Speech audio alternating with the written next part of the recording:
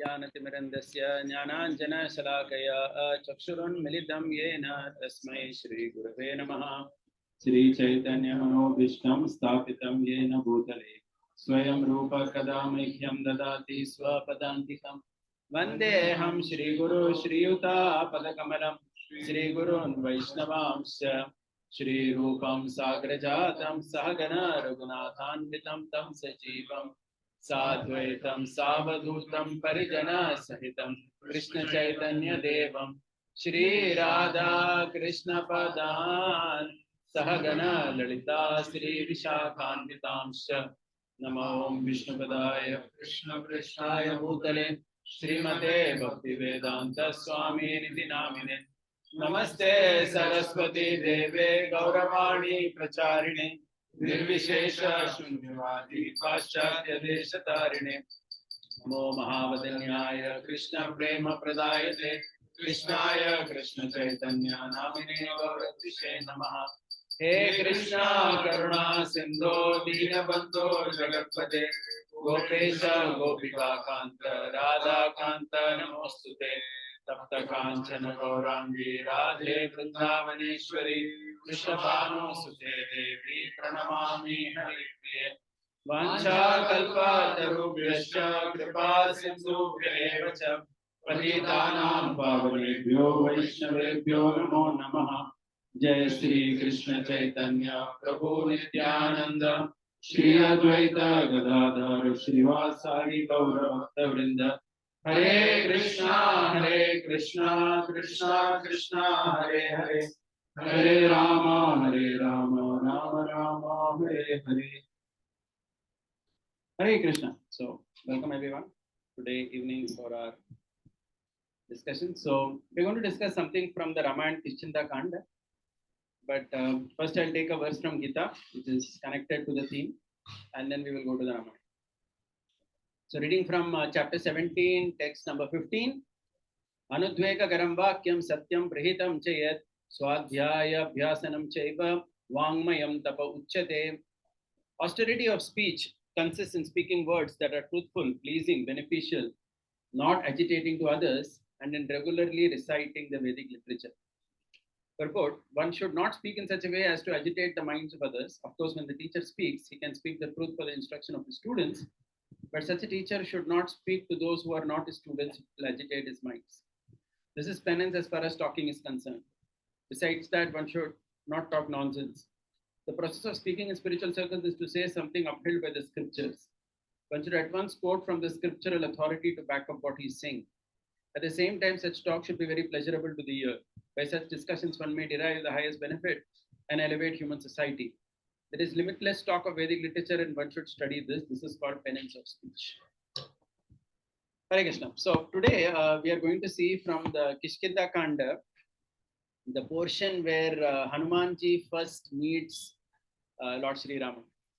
It's a very interesting section because not much is said about Hanuman's speech. Maybe there are about 10 verses. But Ram's response to Hanumanji's speech, that is where we would like to start with. That is very interesting because Ramachandra glorifies to Lakshman. So basically what happens, Hanumanji comes and starts speaking initially. But then Ram starts speaking to Lakshman, glorifying the speech of Hanumanji. The interesting thing is Ram himself is considered a Vachaspati. Vachaspati means one who knows the art of speech, one who is very good in speech. So generally, for someone who is already a Vachaspati, for him to get inspired by another person who is a Vachaspati isn't very easy. Right? We know that, right? Someone is now, let's say, Samir Krishna Prabhu sings and plays harmonium well. He has to be impressed by some singer playing harmonium. That person has to be really good. Otherwise, it's not easy to get impressed, right? If you're already good at something, then you don't get so impressed very easily. So the beauty here is Ram is highly impressed by Hanumanji's speech. And also considering that Ram is like a superior, and to be fascinated by a student isn't that easy. Okay, so how is he impressed? So we will read some verses from the Ramayana and we will speak based on that. सचिवोऽयं कपीन्द्रस्य सुग्रीवस्य महात्मनः तमेव काङ्क्षमाणस्य ममान्तिक मिहागतः. I'm reading in Hindi because I'm reading from Gita Press Gorakhpur. Sumitra नंदन, ये महामनस्वी वानरराज सुग्रीव के सचिव है और इन्होंने हित की इच्छा से यहाँ मेरे पास आए हैं. So Ram is telling all this to Lakshman. I'm going to read about 7-8 verses because we're going to discuss based on these verses. तमभ्यभाष सौमित्रे Sugriva सचिवं कपिं वाक्ययज्ञं मधुरैर्वाक्यै स्नेहयुक्तमरिन्दमं. Lakshman, इन शत्रुदमन सुग्रीव सचिव कपिवर हनुमान से जो बात के मर्म को समझने वाले हैं, तुम स्नेह पूर्वक मीठी वाणी में बातचीत करो. नानृग्वेद विनीतस्य नाय यजुर्वेद धारिणः ना सामवेद विदुषुः शक्यमेवं विभाषितुम्. जिसे ऋग्देव की शिक्षा नहीं मिली, जिसने यजुर्वेद का अभ्यास नहीं किया तथा जो सामवेद का विद्वान नहीं है, वह इस प्रकार सुंदर भाषा में वार्तालाप नहीं कर सकता. So Ram is, all these are spoken by Lord Ram. He is appreciating to Lakshman, Hanumanji. नूनं व्याकरणं कृत्स्नं अनेन बहुधा श्रुतं बहुव्याहरतानेन न किंचित् पशब्दितं. निश्चय ही इन्होंने समुचे व्याकरण का कई बार स्वाध्याय किया है, क्योंकि बहुत सी बातें बोल जाने पर भी इनके मुख से कोई अशुद्धि नहीं निकली. न मुखे नेत्रयोश्चापि ललाटे न भ्रुवोस्तथा अन्येषु च सर्वेषु दोष संविदितः क्वचित्. संभाषण के समय इनके मुख, नेत्र, ललाट, भौह तथा अन्य सब अंगों से भी कोई दोष प्रकट हुआ हो, ऐसा कहीं ज्ञात नहीं हुआ. Next one, I am just reading the translation. इन्होंने थोड़े में ही बड़ी स्पष्टता के साथ अपना अभिप्राय निवेदन किया है. उसे समझने में कहीं कोई संदेह नहीं हुआ है. रुक रुक कर अथवा शब्दों या अक्षरों का तोड़ मरोड़ कर किसी ऐसे वाक्य का उच्चारण नहीं किया है जो सुनने में कर्ण कटु हो. इनकी वाणी हृदय में मध्यमा रूप से स्थित है और कंठ से भयंकरी रूप में प्रकट होती है. अतः बोलते समय इनकी आवाज न बहुत धीमी रही है न बहुत ऊंची, मध्यम स्वर में ही इन्होंने सब बातें कही है. Just look at what all aspects Ram is appreciating. ये संस्कार और क्रम से संपन्न, अद्भुत, अवलंबित तथा हृदय को आनंद प्रदान करने वाली कल्याणमयी वाणी का उच्चारण करते हैं.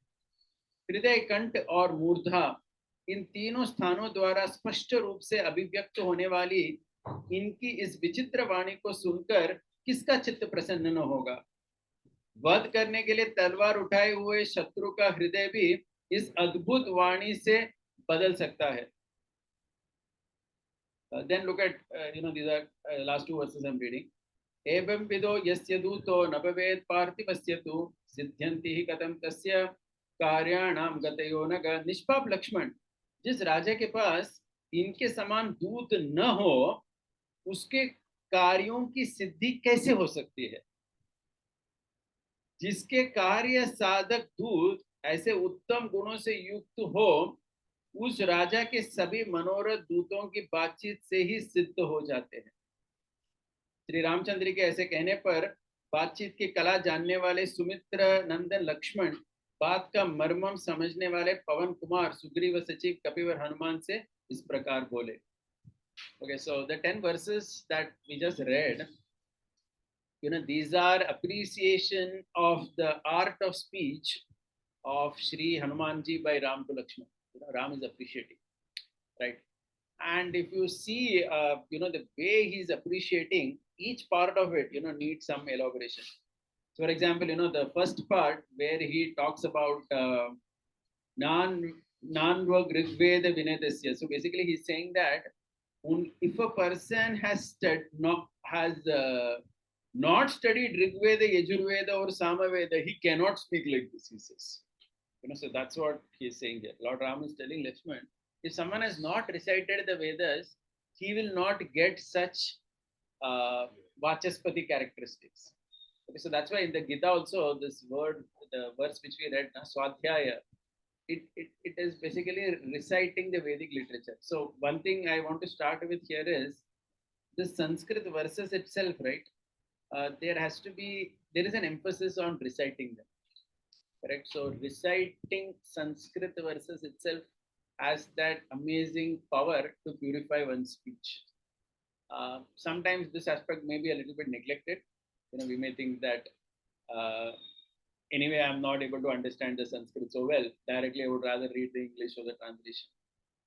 But if you see carefully, then that verse has that power, that shabda, that Sanskrit verses, they have that particular potency. They have that potency which we should read them.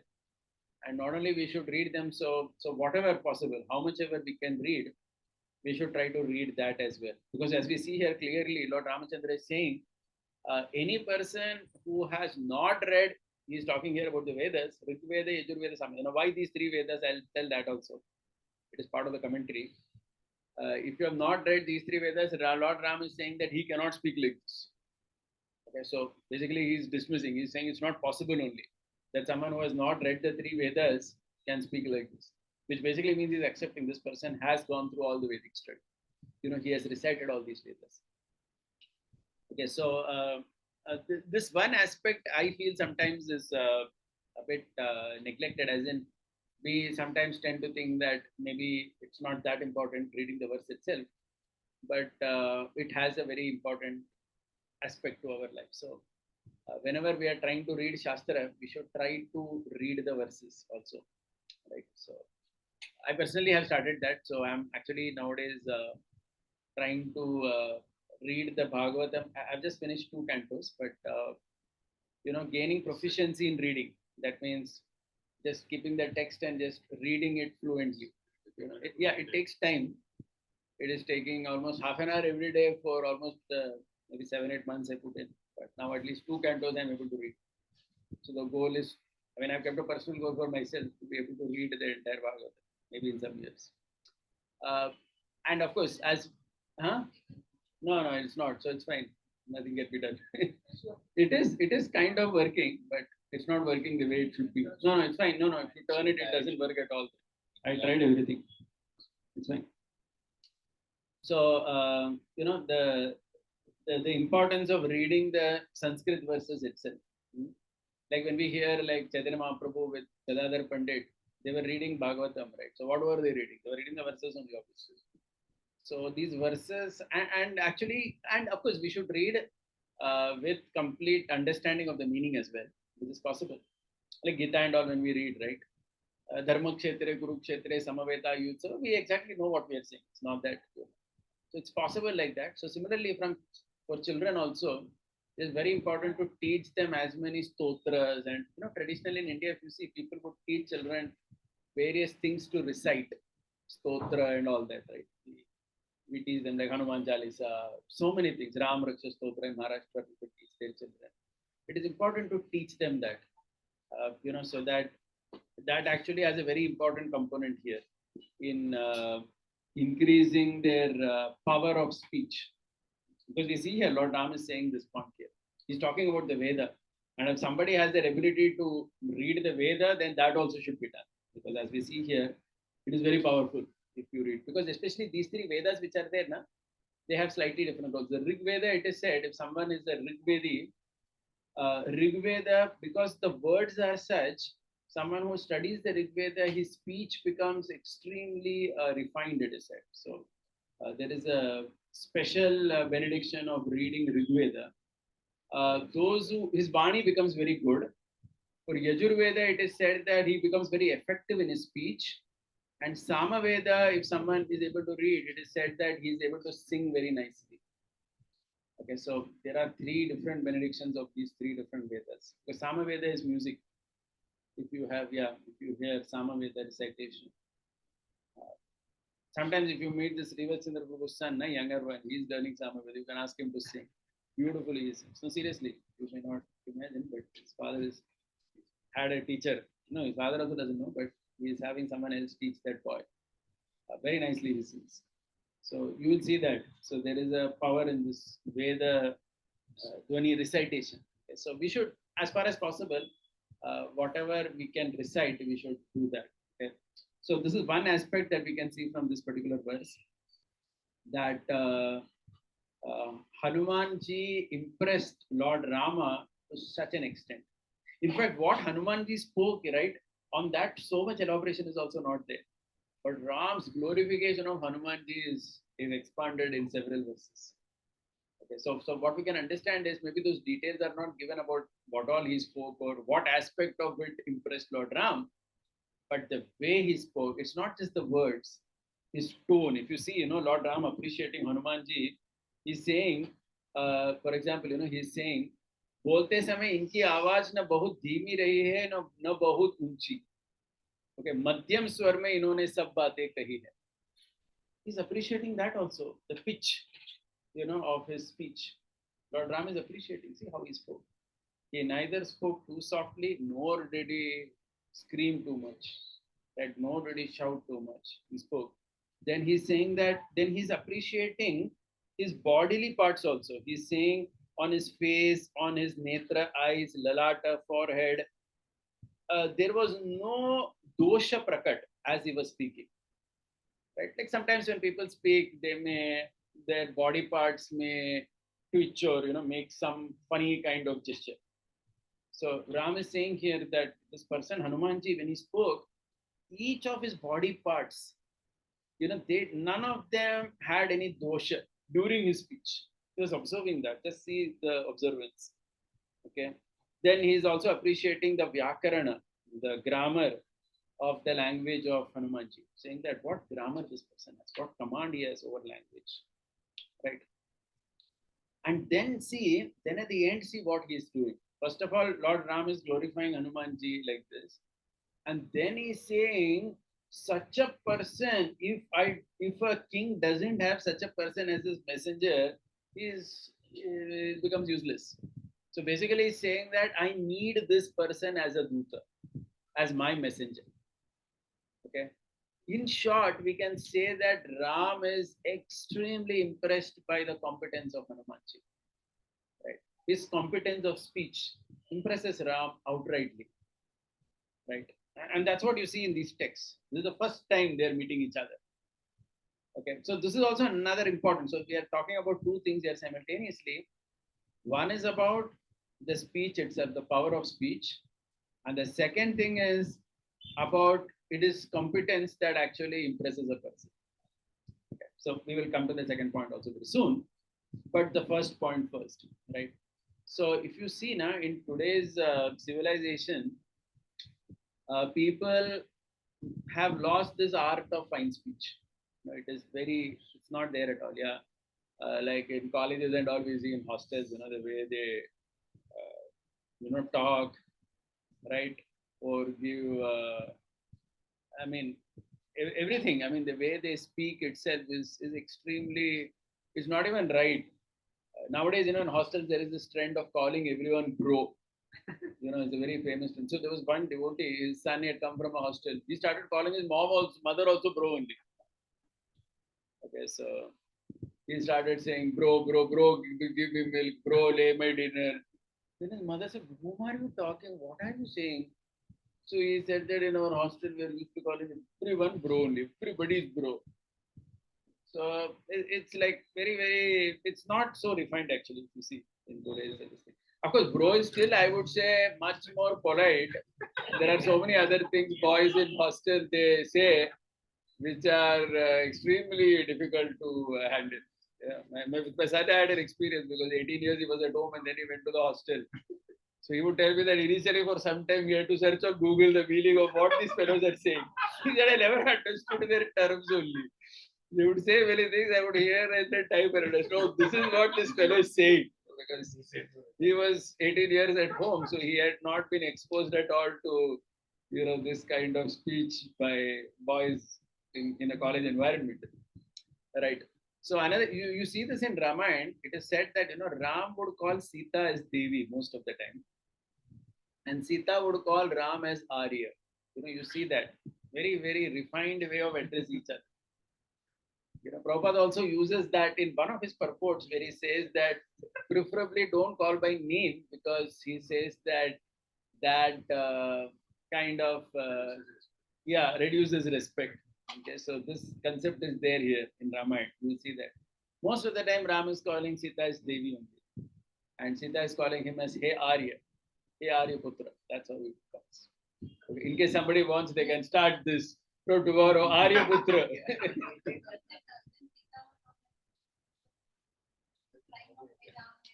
Yeah. No, no, she calls also. She calls. There are many places where he calls Ram as well. It's not that it is not there. Yeah, but then one thing is, see, Lord Ram's name is not just, it is not just a husband, right? It's the name of the Lord as well. So it's a very unique thing here, because it's the name of the Lord as well, right? So, I mean, a devotee has to call, that whole conversation is there now between whom? Vallabh Bhatt and Chaitanya Mahaprabhu. Why do you call the Lord is the supreme husband? You can't call, he says that time actually, you can't call your husband by name. Then why do you people chant Krishna's name? So Mahaprabhu says the first instruction of Krishna is chant my name. So we are, overriding that. So maybe like that you can see. But in general, you see that in the Ramayana. There are verses where primarily Kaushalya also, they are addressing their husband as Hey Arya. If you remember seeing this Ramanand Sagar Ramayana or this Mahabharata also, most of the time they would say Hey Arya Putra. That's how that wife would address that husband. If you recall that, right, in the series. And that is correct according to the book. Most of the time it is addressed like. Anyway, that's just one point here. But more importantly, you see, in our Indian languages, I just, there was one devotee who was supposed to come here, but he's not there. He is like one of us only, but went to the US 6-7 years back. So his children were born there only. So I asked him, his son is 3-year-old or something. So how many languages does your son know? He said he knows only English. I said, Are you are Maharashtrian? You didn't teach Marathi only? He said, No, he said that because, we have to send the child to school, this, that. So only English we taught. I said, Come on. So what happens, Indian languages have the speciality of Bahuvachana. Right? We call elders with Bahuvachana. Like if you see in our, many of the Indian languages, actually nowadays it's not so much there, but 20-30 years back when people had the culture of writing letters, if you know in different languages, a very unique way of writing. Like in Kannada, for example, when devotee was sharing with me how they would say, Hey Tirtha Rupa Tande. Tandeya means father. Tirtha Swarupa. Tirtha Rupa. Like that you write. Not your father, you write a letter, you write like this. Can you imagine the richness in the language? And this is there in most Indian languages. It's just slightly differently in everything, but the way you address your father in a formal letter, that's unfortunately lost today because we don't write letters anymore. But if you see Hridaya Purvaka Namaskara, so that's how people would start writing a letter to their father. I mean, this was common people. It's not that some very big spiritualist would write like this. Common people like you and I mean, as common as anything. They would write letters in that card and inland letter and all like this only to their parents. Okay. So one thing is intimacy. So sometimes we confuse between intimacy and respect. We think that when there is too much respect, there cannot be intimacy, but that is not the case, as we see here. There is a lot of refinedness. There is a lot of respect here. All these people have for each other, but at the same time, they're very intimate with each other, which we sometimes feel isn't there, right? So this is one part I want to speak. And let me tell you, this is not only in Brahminical tradition or Brahminical language. So one devotee was saying that even if you see in some tribal languages also, in Indian tribal languages, there is respect inherently there in speech. Because there is that refinement in speech. Right. So this is the first thing. The first thing we want to say, the Vani being very Shuddha, correct? Which is appreciated so much. Okay, and as I said, this comes from where? It comes primarily from Rig Veda, they say. That when Rig Veda awards that benediction, by recital of Rig Veda, one can do that. But in general, reciting the Sanskrit prayers which are there, it has that ability. Really, one thing. Yeah. Most of the expletives that we hear. Yeah. The source, Hindi didn't have that rich history of expletives. Yeah, Urdu. Yes, I agree with that. Hindi by default did not have that. Yeah. Actually, it is very difficult. Most of the time, we don't speak pure Hindi also. We speak Urdu only, actually. If you see, I remember when we used to see the Star Plus Mahabharat, that time only we understood what is Hindi because they used pure Hindi in their script. Correct? That Star Plus Mahabharat, which had come some years ago, that Hindi was very pure there. That is one thing which was good. But otherwise, most of the normal Bollywood and OTT content which is there, which most people are exposed to, or even most of what we speak normally as Hindi, is actually Urdu only most of the time. It doesn't even come like we say Rakta or the Khoon we say, right? I mean, rarely we will say Rakta. Yeah, so we mainly use Urdu words only. So we are saying Hindi, but it is not pure Hindi is actually very any language. That way I will tell you even English, na, if you see Shakespeare, English, etc., it is quite it's really worth appreciating. So any language has that, but the more the language is closer to Sanskrit, you will see that even more, the Sanskriti, which is there in it. So that part is also there. I mean, I don't want to say that other than Indian languages, none of them have any sweetness or purity in it. It may not be that, but whatever, whichever language. So this is one very important thing we learn. The first lesson, Hanumanji's Vani, which is appreciated here. So this is the first thing which I wanted to say. The second thing about speech, which we learn from Hanumanji, Naj Yajurveda Dharinaha. So what comes from Yajurveda? So he says Yajurveda, it gives the ability to speak very effectively. Okay, so one thing is speak very nicely. That means words are very nice. Second thing is speak very effectively. Okay, so in that also Hanumanji, I didn't get that particular section of Ramayana, but if you see in the second part of the Ramayana, when Hanumanji goes to Sita Devi, you should see how he speaks to Sita Devi. Correct? First of all, there is an internal dialogue going on in Hanumanji's mind. Hanumanji is thinking, how can I approach this lady? Because she is surely going to think that I am Ravan in disguise. And it actually happens like that. Because Sita Devi feels that this fellow is not, she refuses to believe actually that this is the messenger of Ram. She feels that this is Ravan only in disguise. So he is internally debating with himself how to present the truth, and externally he is presenting it. And again, if you see how he presents, right, he's how he gives confidence to Sita Devi. For example, he tells Sita Devi that don't think that I have convinced the others cannot come, because that is there in Sita Devi's mind. How could all the monkeys come from that side to here? Hanumanji says that I'm the lowest in this army. In Sugriva's army, if I can come, everybody can come from there, he says. Right? So the point is, and one may feel that maybe there is some contradiction, because just previously Hanumanji has said that I can do what even Garud cannot do, or at that level he was speaking actually before he jumped. Okay, so there is confidence also in his speech. There is humility also in his speech. Very, very effective. And the most important of all, okay, he consoles Sita Devi, but this thing, when he comes back to Ram, this is so much appreciated, the verse. It says, Drishtva Devi ti Hanumad, Adhanam Ritabopamam, Akaranya Vachanam Ramo, Harshamapasa Lakshmanaha. He starts with Drishtva. That means I have seen Sita, because there is so much of commentary on this. It basically says that, right, when Hanumanji comes in front of Ram in order to give the message, what should be the opening word? If you say Sita, then there is a doubt created, found or not. Lanka, I went to Lanka. Many times, people, they are very, very rarely, this quality also, many people don't have. Very effectively communicating. They say so many things, but they will never come to the point only. And when you're hearing them, you're thinking, my God, what this person really wants to say? It's not clear. Okay. And Hanumanji, imagine how conscious he is. He's in front of Ram and he knows that the one word he wants to know is found. Okay. So he starts like that only, found. On this, you will not believe. Kamba Ramayana has, Kandain. In Tamil, we say Kandain. Drishta means Kandain. Kandain Sitaye. That is how Kamba says. And there are so many songs on just this thing. Kande Sitaye. I saw Sita. One of my favorite is there. I'll play after the meeting by taking that. It's this young boy, 18-year-old, the way he has sung that song, Kande Sitaye. Just amazing. It's from Kamba Ramayana.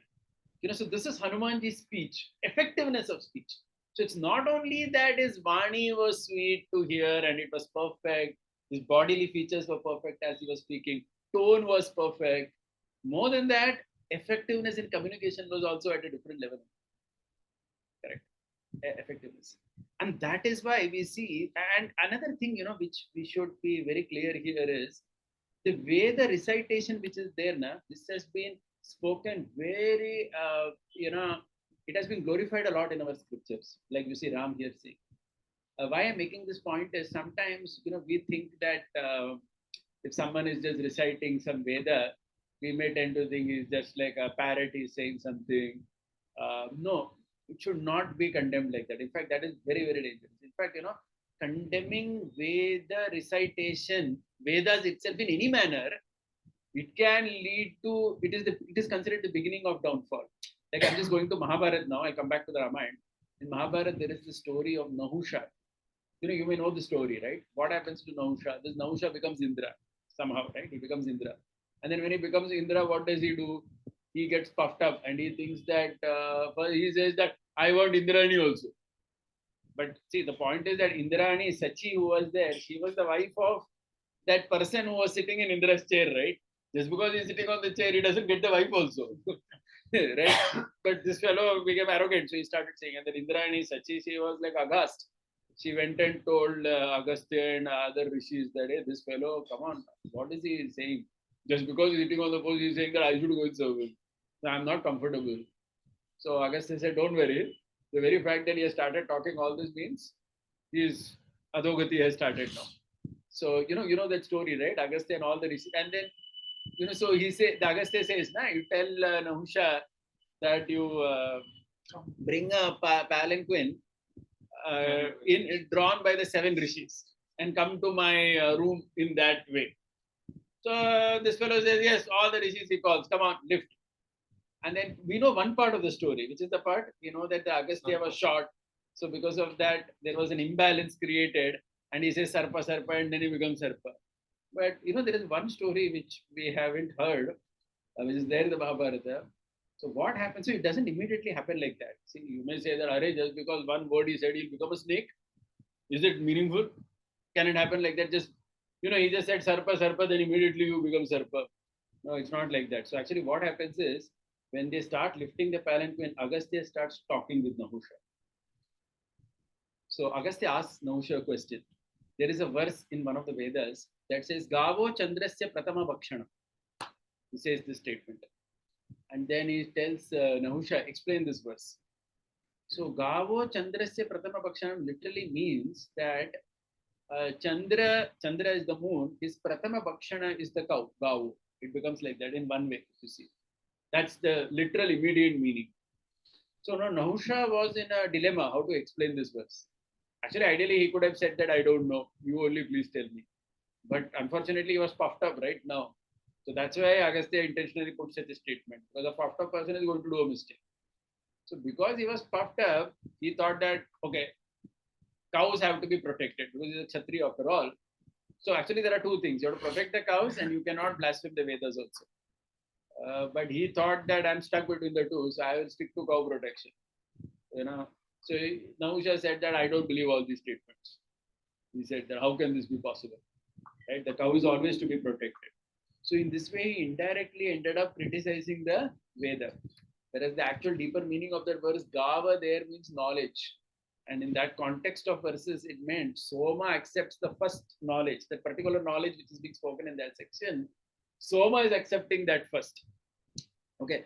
So the point is just, so he made this mistake first of criticizing the Vedas. Then he became vulnerable. Then at the second step, he does the second mistake and then goes down as a snake. Okay. So the story is being said here in order to say that the Vedas can never be criticized. The Vedas have that power. The Vedas are Sakshat Narayana, correct? and the recitation of it has that particular ability. So not only Vedas, in general, like all Vedic literature, but specifically talking Vedas, because here Ram is talking about the power of Rig, Yajur, and Sama Veda. Correct?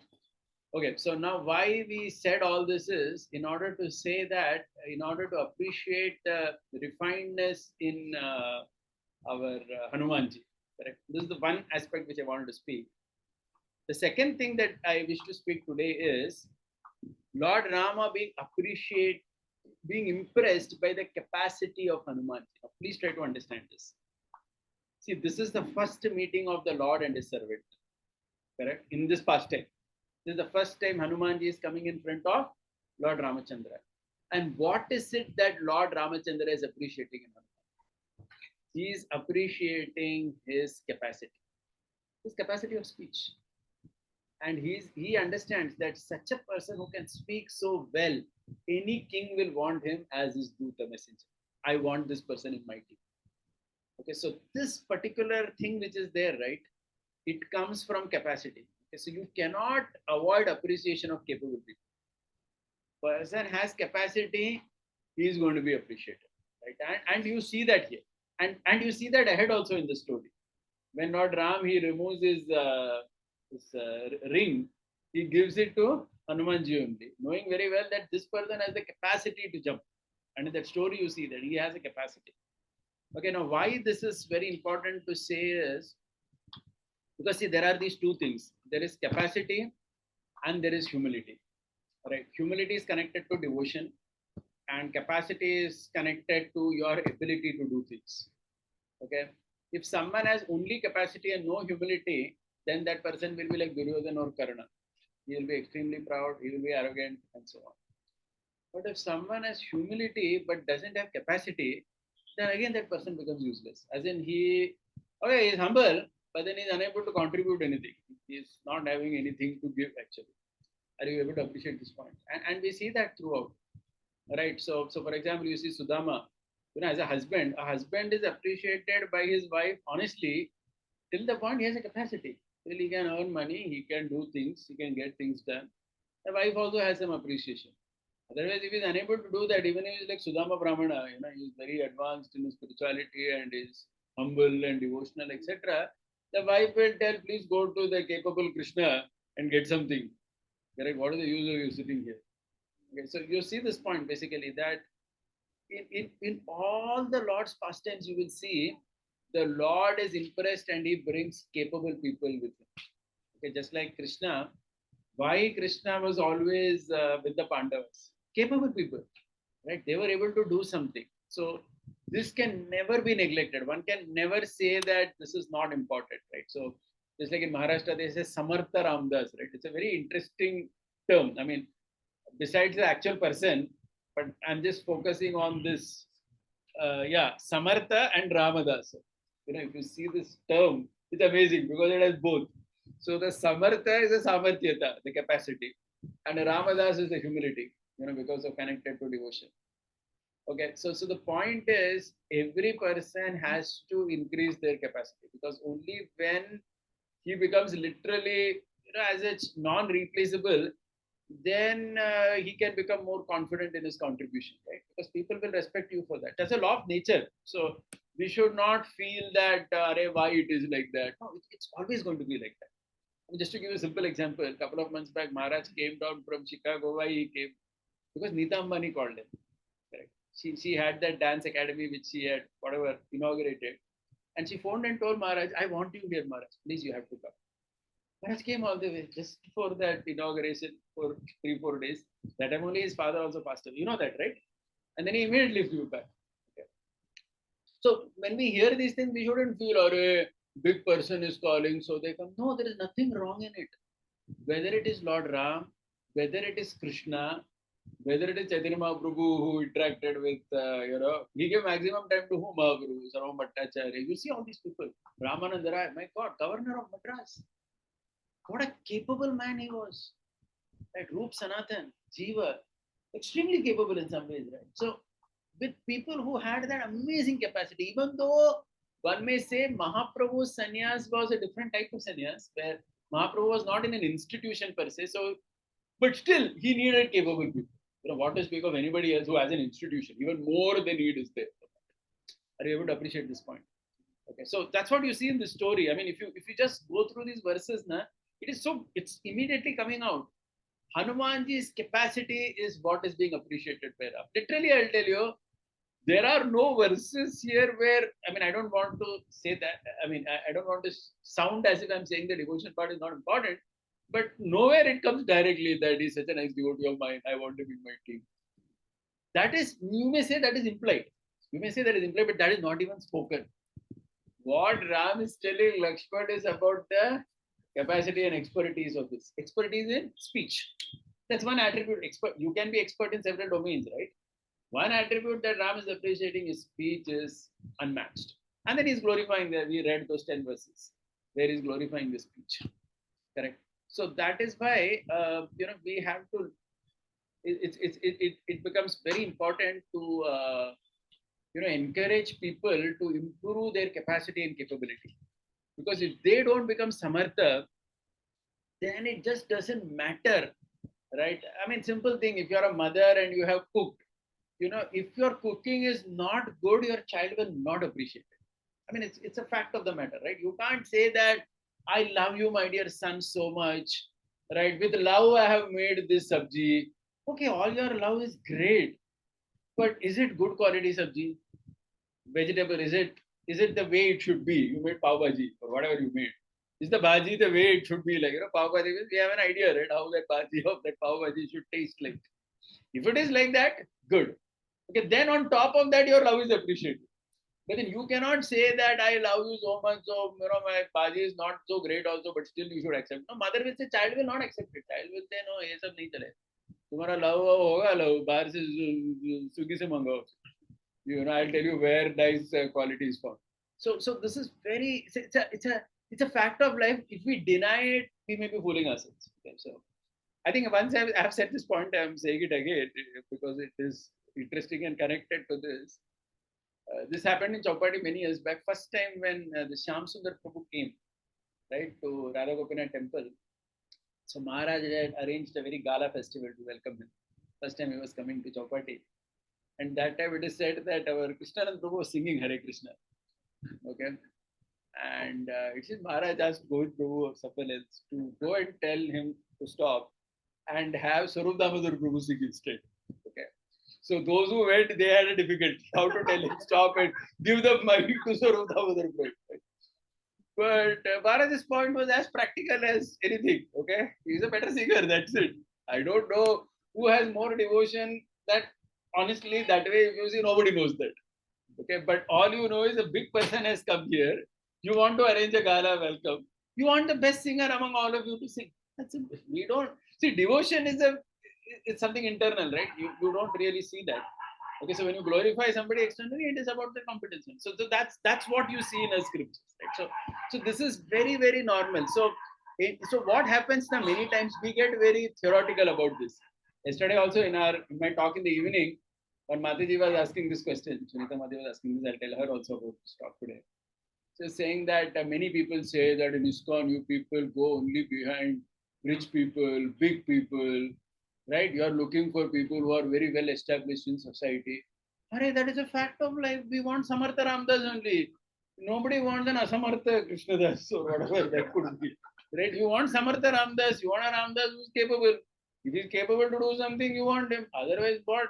Right? You want to run an organization, you want money, you want resources, you want people who can contribute, you want people who can do something. They have to be capable in something. You have to be capable in speech, you're capable in singing, you're capable in, in managing people, right? Everybody has different talents, but you should have some capability. Otherwise, it just doesn't, make any sense, right? As in, then it will be like Sudama Brahman's case, where you're not having anything, then your wife will only say that, please go somewhere, go to the capable man and learn something and come back. Otherwise, it's going to be very, very difficult. Right? So, contribute to an organization.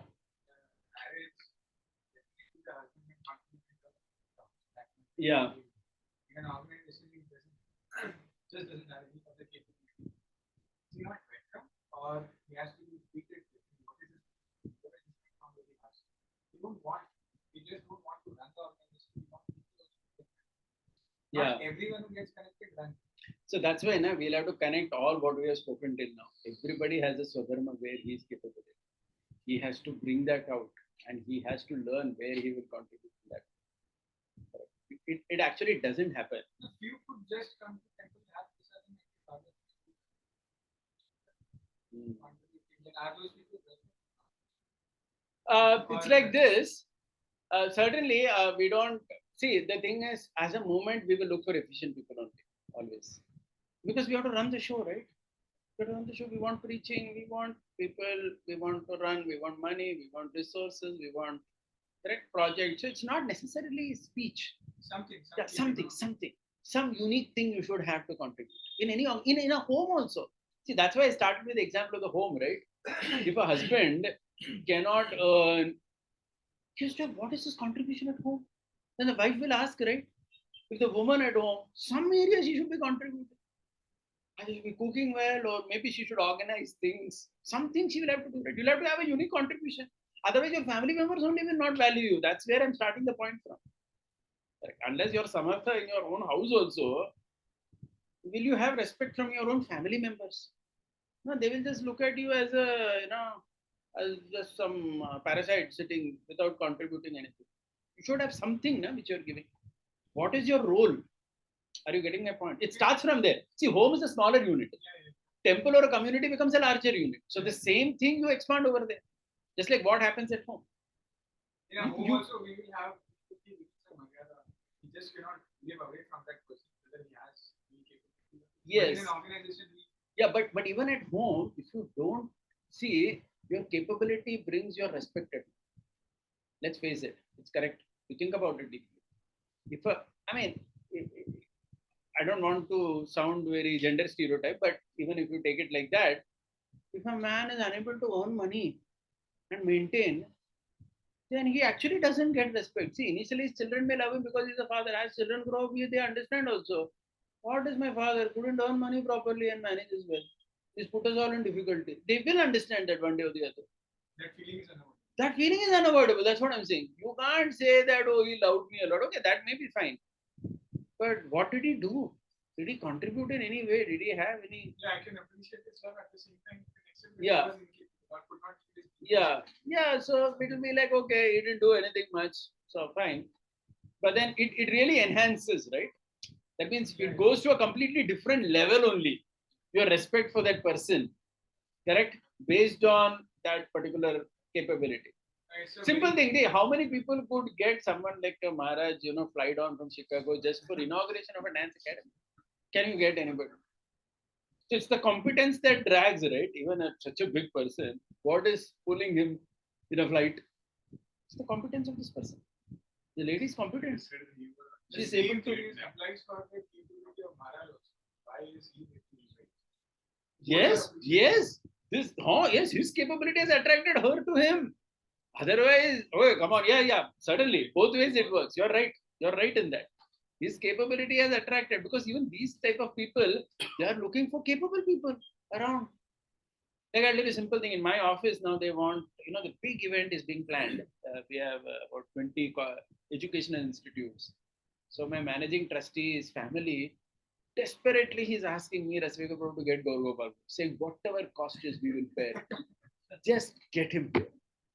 Whatever cost, we said it's going to cost around 10 lakhs, 15 lakhs. We need him. Okay, now we cannot say that I don't have Gaur Gopal, I have so many others, in our temple. We will get one guy, wearing the same saffron dress.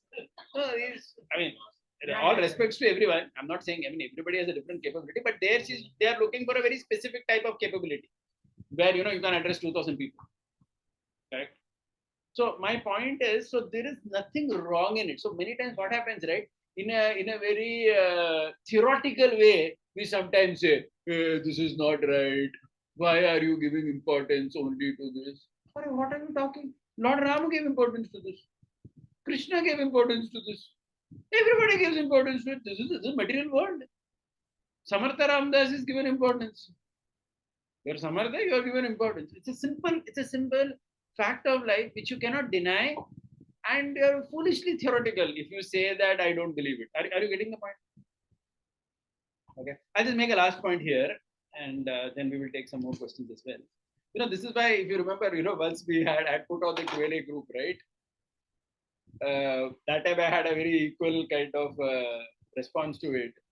I said that if you had to learn Gita from two people, hypothetically, one is the illiterate Brahmin of South India, whom Mahaprabhu embraced for his what shall I say, for his simple faith in the Gita and that mood that he had, that devotional mood he had in his heart.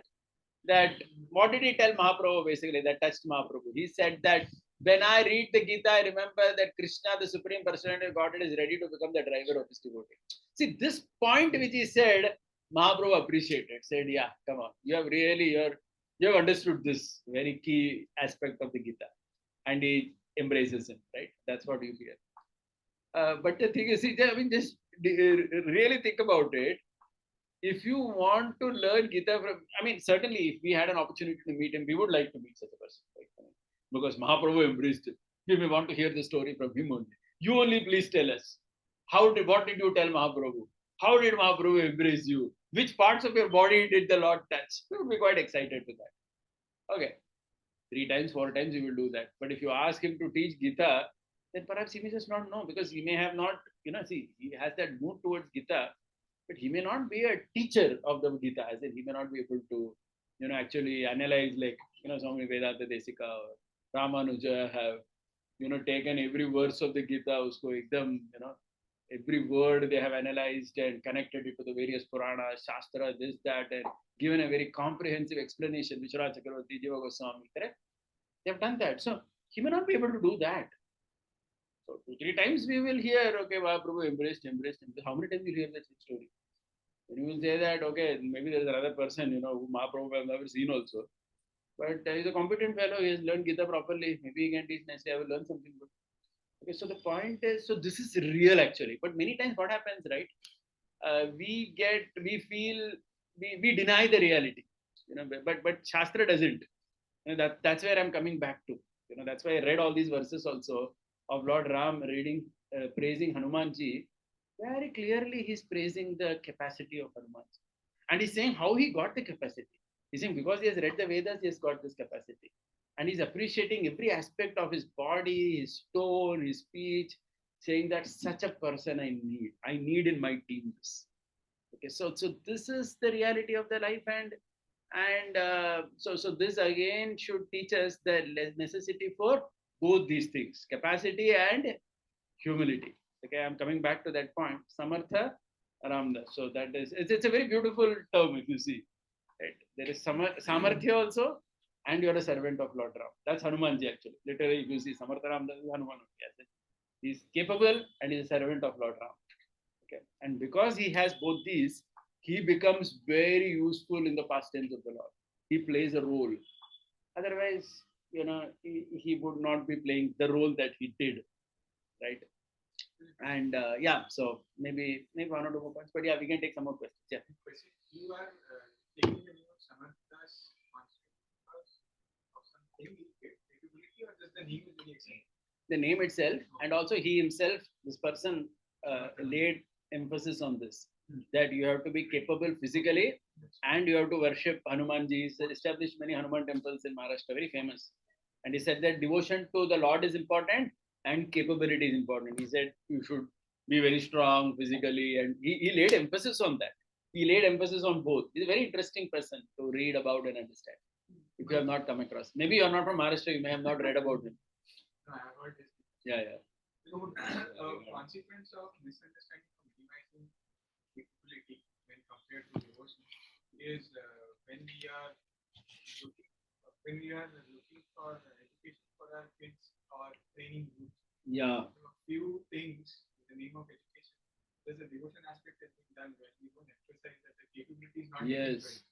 And similarly for the youth being trained in the yes. temple, the boys are absolutely novice in terms of dealing with the world. You are a man, you should know how to deal with it. But then just because you're attending a few other things, part of the regimen of being in the temple, They're completely minimized. That's why yesterday evening, I was giving this example. I mean, we all know this, but just think about it. Jiva Goswami learned Shastra for 12 years from Madhusudan Vachaspati in Varanasi, who was a Mayavadi scholar. 12 years Jiva Goswami learned from him. What did he learn? He didn't learn Mayavad, Nyaya, Sanskrit, Vyakarana. He was a scholar in that. Madhusudan Vachaspati.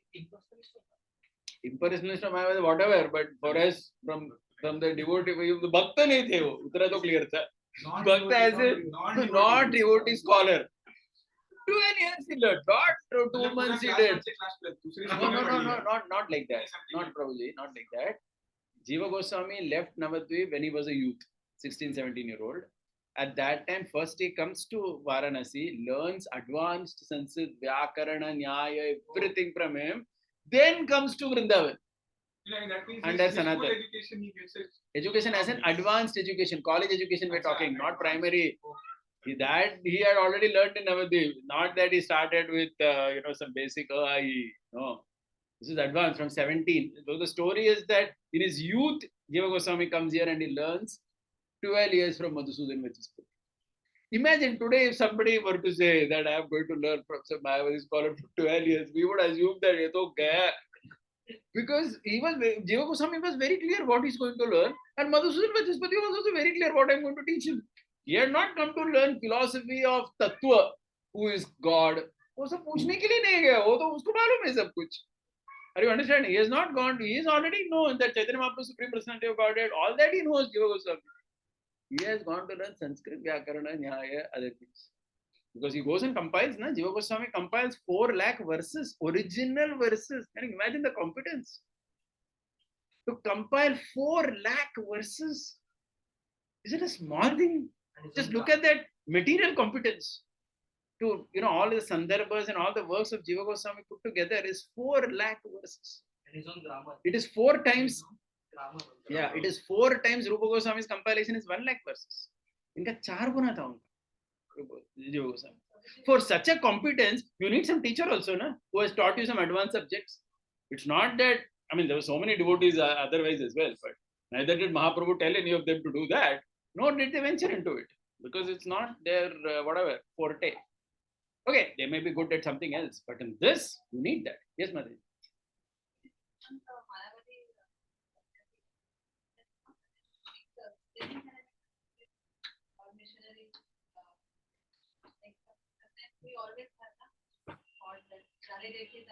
No, sometimes many times what happens now, I'm sorry to say that, but sometimes because we are preachy, we think everybody is preachy. It's not necessary like that. We may be preaching, that is, okay, fine, from our side, we want to really convert everybody to, something. But people are necessarily not like that. You go to them, you want to study grammar, they'll teach you that. They're very clear about it. What is the issue? Philosophy doesn't come. Like even when our children, you go send them to college, to high college, they're very clear why they are going to that professor. You are not going to learn character. You're going to learn competence in something. Your son wants to study law. Good law teachers. He may be smoking, drinking, whatever. Come on, remove that aspect of his from your. Don't look at that aspect only. What you want, take that from him and go ahead.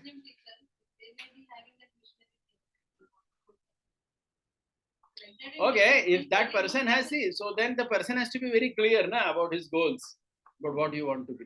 Are you getting the point?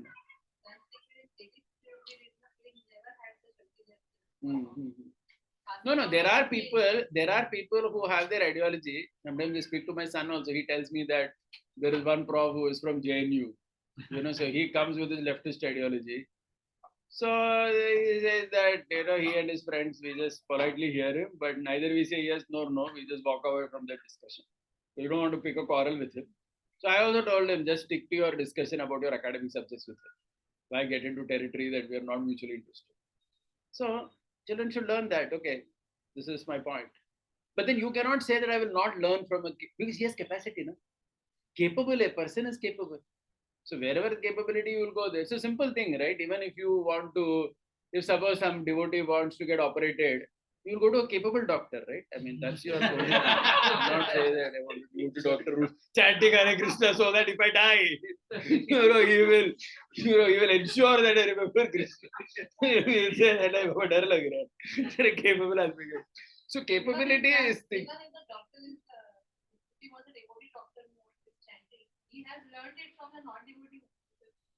Yeah, but whatever it is, point is you cannot. Yeah, but you can't look at. My point is this. Yeah, so we the whole thing we did today. Okay, so I'll just summarize. And any other questions, by the way? Anybody else with something? Yeah. One, From two. the institutional perspective, Yeah. there are so many people who come to the temple. So I'm like, usually I'm like our tendency to engage in some simple services Yeah. like serving prashadam or cleaning something. So I'm like, That is also capability only. Something at least they can do. something there. Yeah. But I'm like, what is the best way to? So that's fine. Initially, if see, without any advanced capabilities, person can do only simple things, right? As in, he can do simple, which is also fine. See, Krishna accepts it. See, again, we have to see the devotional aspect also. Krishna is happy with that service. Like we always give the story of squirrel na, with Hanuman. Ram was equally happy with that squirrel we saved, devotionally. Squirrel also goes back to Godhead, Hanuman goes. So, devotionally, there is no challenge. We are not saying. But then, for the mission, who is needed? Squirrel se काम नहीं चलेगा. Hanuman ही चाहिए उसके. Correct, no? See, squirrel's devotion is accepted. He can go back to Godhead also. His service is also accepted. His contribution, his capability may be very small. I think that he's doing. He's taking some mud and putting there. Okay, well, good. But वो किसी management meeting में नहीं बुलाया जाएगा. Management meeting में नहीं बुलाया जाएगा. He's right. He'll not be given a position, a chair. Because for what? I mean, how much stone is going to throw? Back to God, it जाएगा वो. उसमें कोई दिक्कत नहीं है. भगवान वो लेके जाएंगे उसको. उसमें क्या? Correct. He'll become an inspirational counselor. No, sorry for that. So eventually, I'm like, you have to pick up people who are like more. Yeah, two things. You have to pick up people who are capable, and everybody has to increase their capability. That is another thing I'm emphasizing. Yeah, you have an ability to increase your capability. You should do that. You should not think that that is not important. No, you will get value from that only.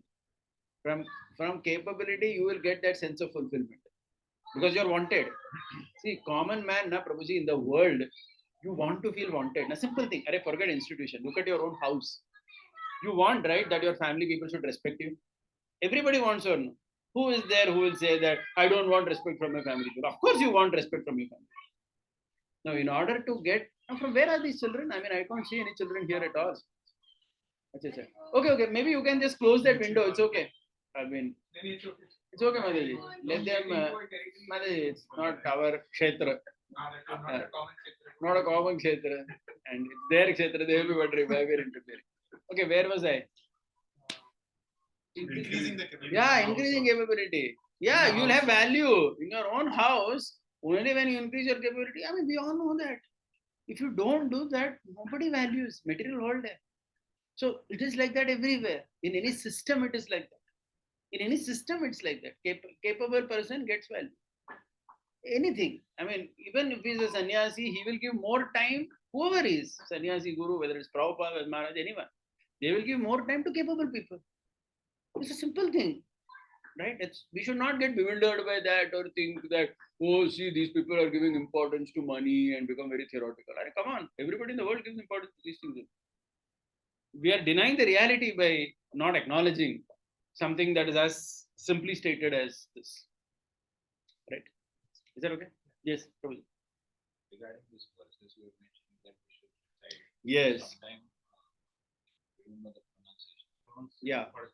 How will you come to know that we are? Very good, very good. Yeah, I actually started with this reciting verses. This reciting of verses now, it is, first of all, let me tell you again that it is extremely purifying. The English which is there, I'm just sharing my small experience only. My goal is a very long-term goal, but it's going to take several years to do that. But this Bhagavatam, which I personally started this, so I learned from a teacher only. You have to learn from somebody, first of all. You have to learn from someone. It's not possible by a lot of struggle one can, but we should hear and should have a teacher who is teaching us recitation, ideally. Maybe something as simple as Bhagavad Gita we can do ourselves. Okay, but Bhagavatam, we will need a teacher who can teach us. Second thing is translation. He has just given translation. He has written. Who? Gorakhpur. No, only translation. And translation, let me tell you, that very, very pure, perfect. No, he has studied. No, the Sanskrit translated to Hindi. Only in the translation. Yeah, translation. And the translation is perfect. There's no problem in this. Translation is very nice. You can read this. Translation. There's no commentary. It's not the purport format thing. And please read only their Hindi. Don't read their English. Gorakhpur's English is, I'm sorry to say, but that's not their forte. Where you don't have capability, they ventured into it. So the English is terrible. You will not even enjoy that at all. But Hindi is super, very good, very sweet. You will not see one Urdu word. Very beautiful Hindi. Very nicely done. Gorakhpur. Yeah, so I'm just trying to emphasize that again. Many children are also there around. So, especially with our children also, we should teach them many stotra. Actually, in India, this tradition is there, to teach stotras to children. I don't know regionally how it varies, but in South, we give a lot of importance to it. Recitation of various stotras. What is it? Stotra means like a glorification prayer, like Hanuman Chalisa. It's a stotra, na? It's a prayer, na? It's Ashtakam. So many things are there now. Collections, yeah. Like Ram Raksha Stotra, they say. Maharashtrians, they teach that actually. I don't know now our devotees teach or what. Yeah, so it is very important. So that actually has that power to purify the speech. See, many times what we may think that Hare Krishna Mahamantra is there, then nothing else is needed. So I would say we should not take that kind of an extreme.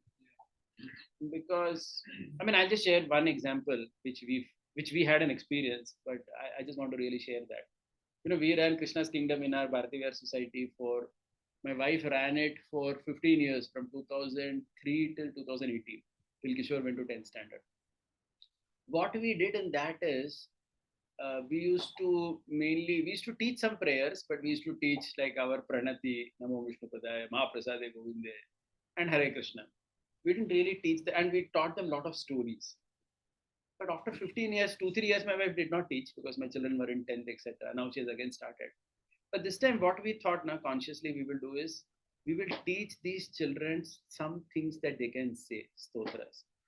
Because otherwise, what happens is you have taught for a long time, but then there is nothing for that person to practice. Like, okay, you gave Hare Krishna Mahamantra, but then he is not living in an environment where he can chant every day one round or whatever, even that much. Maybe when they see us, they say Hare Krishna because of that 15-year experience of constantly, chanting Hare Krishna in the class. They tell us Hare Krishna. But other than that, they have nothing to practice at their home. So we really thought that we should teach children some kind of stotras regularly. There are so many. If you pull out from our traditions itself, so many beautiful stotras are there. We should teach that to children because that's what. See, Gita is saying this point. We just read that verse from Gita. Krishna is saying that penance, austerity of speech is in Swadhyaya. Please remember, Swadhyaya is, Prabhupada also translates as reading the Vedic literature. That means, again, we sometimes think that, you just read the English, then that's fine. No, it is also reading that Sanskrit. Simple example, like Hanuman Chalisa, if you see, then you can't say that, okay, let us teach the meaning of Hanuman Chalisa. No, that comes much later. The Jai Hanuman Gunasagara, that Jai that whole verse itself, right? It has a beauty, it has a sweetness in it. So personally, since I started this Bhagavad study myself, for 2 cantos I've done. One teacher is there who's I'm learning from him. So I realized that as you recite the verses, especially when you're conscious of the meaning, right? Today only we were reading them. Srinvata Shraddhya Nityam Granatascha Swacheshtitam. You understand the meaning also of what you're saying, and it's very meditative, prayerful, and you really feel at the end that you said something, like you chanted the prayers which were there in the scripture. Reading the English is there, but Sanskrit is at a altogether different level. Reading the verse itself. It's a completely different level. You cannot compare that at all. So I think this aspect is a little bit missing in many of our lives. So especially for our children, because children have this one advantage that they can by heart things like it. They have an amazing capacity to by heart. So you should teach them many stotras, which they can by heart, so that they're cycling down somewhere. Then you can tell them, okay, today as you're going and go to the shop and buy some 1 kilo aloo and come. Meanwhile, chant Hanuman Chalisa. Pura ho jayega. जाके आते हैं. Vishnu Sahasranam. I started that during the lockdown, chanting daily, and it's just amazing. It just takes 10 minutes for me. I generally churn butter at that time, so daily I chant Vishnu Sahasranam at that time. But it's very beautiful. Chanting the 1,000 names of Vishnu. Sometimes we just get into the technical thing. If I chanted Ram once, then that becomes equal. Why waste time? It is not like that. It is an experience of chanting 1,000 names of Vishnu. You cannot say that मैंने Ram को Krishna बोल दिया or 3 times. Stupid person, jaisa 10 minutes I chanted this. I have to have chanted 1.5 rounds in that. How much more I would have chanted? No, that kind of calculation we shouldn't go. That is rasatmika vichara. That is from rasa perspective that vichara has been kept. That 1,000 names of Vishnu is one name of Ram, or 3,000 names of Vishnu is one name of Krishna. We shouldn't get into the technical analysis and stop this. Does that make sense? Regarding the point what you are mentioning about husband, like relatives, so that is not only in that section, other sections also like teacher, disciple, disciple. Yes. Everywhere it is there. So Everywhere it is there. When one party finds the another one not together and not making any endeavor, so how should we deal with that? Oh, acha, you're saying from the other perspective. Okay. One is capable. Yeah. How he deals with that? No, you have to teach them Swadharma from Gita. You have to first motivate them for capability. That's when it all will come back to that first verse of Gita, Dharma Kshetre. So Dharma, you have to understand that. Person has not understood the importance of self-development. That is why he has taken such a stance that I don't have to develop myself. No, person has to be motivated. So that's what Sudama's wife also did. Go to a capable man and sit there and get something.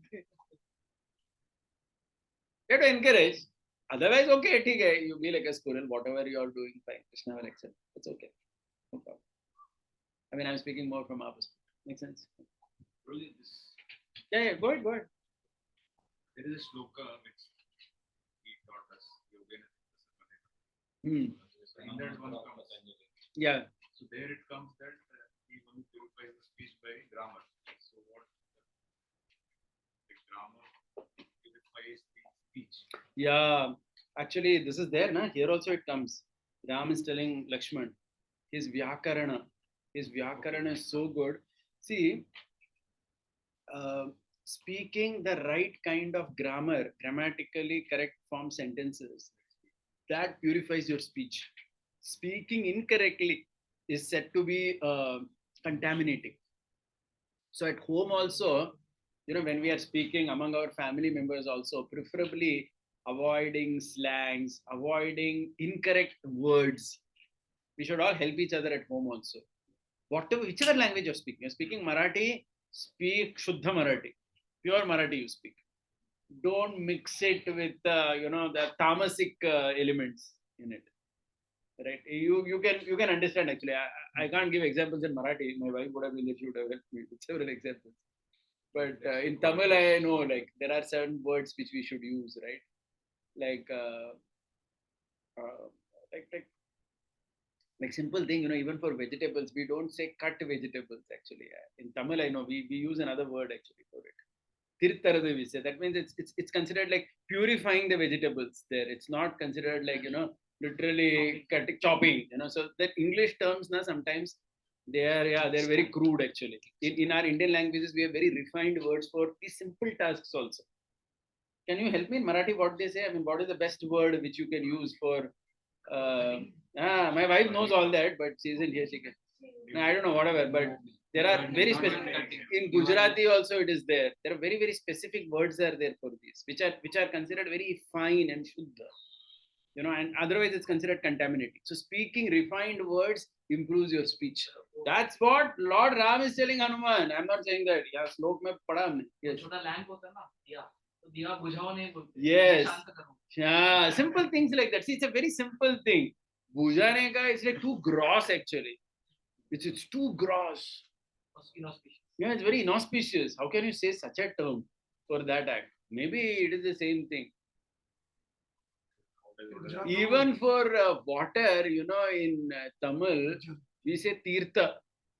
Tirtha we say for water in very refined way language. If you say tani is like a more local water that is considered like liquor. And as in very civilized societies, if you say tani adikana in Tamil, it means it's like you're drinking liquor. So that word is tani only. That's actually water in a very literal sense. But when you say water for drinking, it is called tirtha because it's connected to the Lord. You offered that water.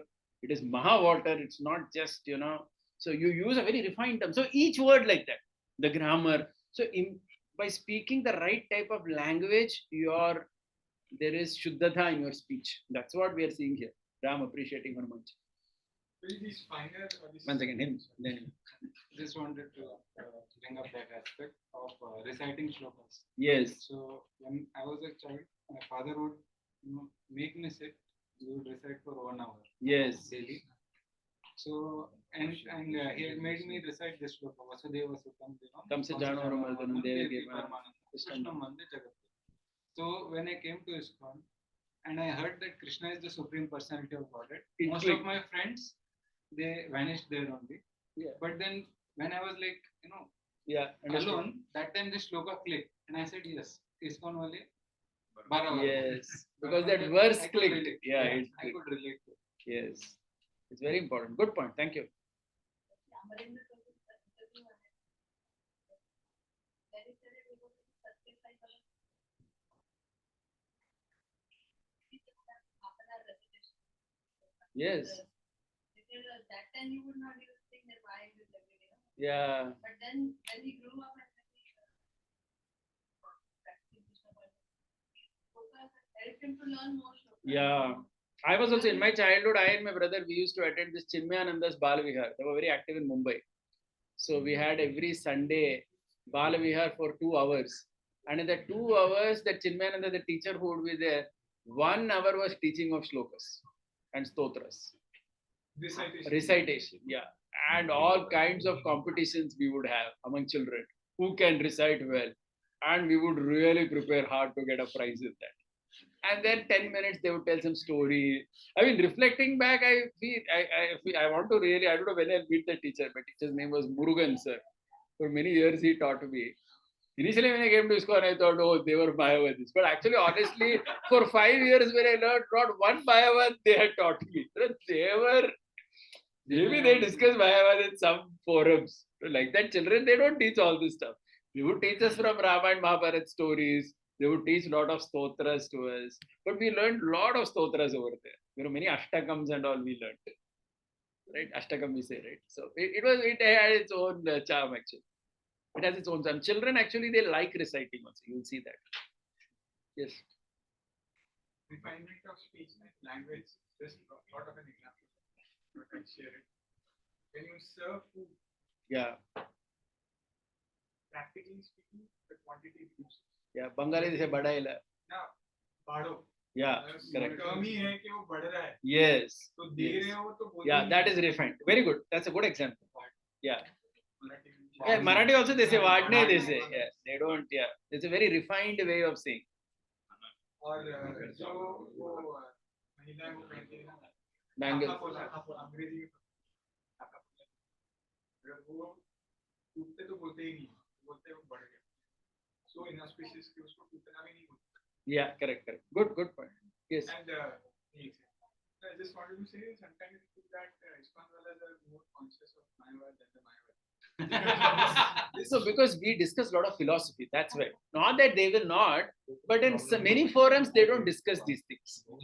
Like my example was Bal Vihar, right? So that was like children. They don't talk anything over there. So this fixation on what is a negative example of what you are trying to Yeah, portray. yeah. Too much fixation on that and Yeah. too much negative talking about that something as you said, let's not get into a territory or hypocrisy. Yeah. It's not there. So why spend so much time beating that philosophy? Most probably you will never encounter that. Just have a positive thing to talk about. Yeah, because- just a couple of examples from the scripture, Mahaprabhu said something and then it becomes such a big issue. No, that's also because in one sense, that tends to be the general prevalent philosophy. But then again, most people don't get into it. See, that's the point. Like for example, most Samarth Ramadas are technically impersonalist. But then most of them don't even know that, or most of them don't go so much into it. They are just doing their practice, Sandhya, whatever prayers, Shaligram worship, and that's it. They don't get into that philosophy so much. Those who get into, they will hit it. With them, we can. Yeah, with them. Otherwise, Yes, yes. Otherwise, not so much. Yes, you want to say something? Some stotras are in Vaikhari, as you said, but some are silently, like Gayatri. Yes. So why is it silently? Is it something mystical there? No. So it loses its power. Yeah. It is like that. So the mantras, they have been revealed by the rishis. So Gayatri, for example, Vishwamitra is the person associated. Whatever, whichever rishi has revealed these mantras. So especially the guru given mantras which are there now. There are some things which are called stotra, which everyone can chant. For that, there is no condition of contamination, nothing like that. Anybody can chant it anytime. But certain things need certain pre-qualification to chant. Like Gayatri is like that. You should have that Brahminical initiation. You should have taken bath. You should be sitting facing the east, west. Now again, sometimes we don't give importance to that in our system. But technically, you're supposed to face a direction of the sun and then chant it. And it's done more meditatively inside. So there are mantras which have been specifically set like that. So we have to just follow it like that. Otherwise, that effect isn't there much. But then again, many of these mantras, what many acharyas have done is they have given stotra for that. Many of the mantras which are not to be chanted loudly by everyone, many acharyas have given that the same thing in stotra form, which everybody can chant, so that everybody can get that benefit. Aisa bhi hai. My wife knows many. I unfortunately don't know. Like even this Brahma Gayatri itself. This Brahma Gayatri which is there now, which we chant, which is generally which everybody is playing in loudspeaker. That has another stotra form. Kishore and my wife knows that. I never by hearted it for some reason. But that sounds similar, same meaning, but anybody can chant it. So like that, this facility is also there. So see, the Vedas don't exclude anybody. They have given facility. But then you should know the right thing, learn from a teacher and do it. It's not a self-help book that you just take and start with. Yes, any other point? Anyone? I think we should end now. Last one. From the perspective of youth, when there is youth teaching happening, part of when we are doing something, the objective is very clear what we are imparting, what our expertise is and what we are imparting. How is it justified that what we are not imparting for the other person is not come? Minimize that. So capability building, taking your professional that person has not come to the temple or any youth teaching, youth training to learn those things. You can give him all devotional practice, right? To minimize something for which the other person never comes. So generally, many times what happens is the feeling in a preacher is that we need this person to progress very quickly on the spiritual path. Right? So that one sense of urgency is inbuilt in a preacher. Yeah. So for that, I think that's the psychology sometimes, because of which the capability building exercise has been minimized unconsciously many times, because they feel that you have to go back to Godhead urgently. So that becomes a huge thing. The living is more important. Yeah. So then that becomes very important. So then you unconsciously, it's not done consciously, but unconsciously you feel, see, this is the most important thing. You fit all these things in your system. Now, if you have to fit all that, then you may not be able to give time so much to that. So then it becomes a challenge. But anyway, Shrimad Ramayan की जय, श्रीमद् भगवद गीता की जय, श्रील प्रभुपाद की जय, गौर भक्तवृंद की जय।